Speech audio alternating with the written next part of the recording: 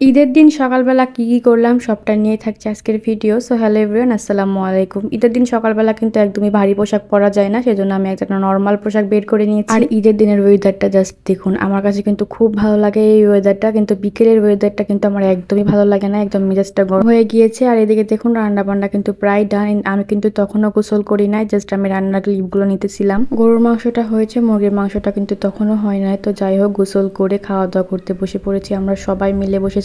কিন্তু এখানে মাংসটা পরে আমি একটু বেশি করে সিদ্ধ করে নিয়েছিলাম। আর এদিকে হচ্ছে সালামি নেওয়া দেওয়া হচ্ছে আর কি। মানে হাজবেন্ড তার ভাগিনাকে সালামি দিতেছিল, আর এটা হচ্ছে তার বয়স অনুযায়ী তাকে বুঝিয়ে বলা হচ্ছিল তোমার যত বয়স হবে তত তোমার সালামি বাড়বে। আর আমার মেয়ে তো এদিকে আরেক কাণ্ড করতেছিল, মানে তার কাছ থেকে পুরো বান্ডিলটাই নিয়ে নিতেছিল, যে তাকে পুরো বান্ডিলটাই দিতে হবে, তার পুরোটাই চাই। মাশাআল্লাহ বলে যাবেন অবশ্যই সকলে। ছোট বাচ্চাদের এই জেদগুলো আসলে দেখতেও ভালো লাগে, অনেক মজাও লাগে। এই বিষয়টা বড় হয়ে যখন দেখবে যে সে এমনটা করতেছিল, তখন যে তার কি মনে হবে সেটা শুধু সেই জানে। তো যাই হোক, এখানে তার সালামি দেওয়ার পরে আমার সালামি নেওয়ার পালা। অবশ্যই এখানে সকলে বলবেন যে সালামি এবার এইভাবে নেয় নাকি। তো যাই হোক, আমি এইভাবেই নিয়েছি, সালামটা তো দিয়েছি। তারপরে এখানে চলে আসি আমরা ছাদে একটু ফটকা ফোটানোর জন্য।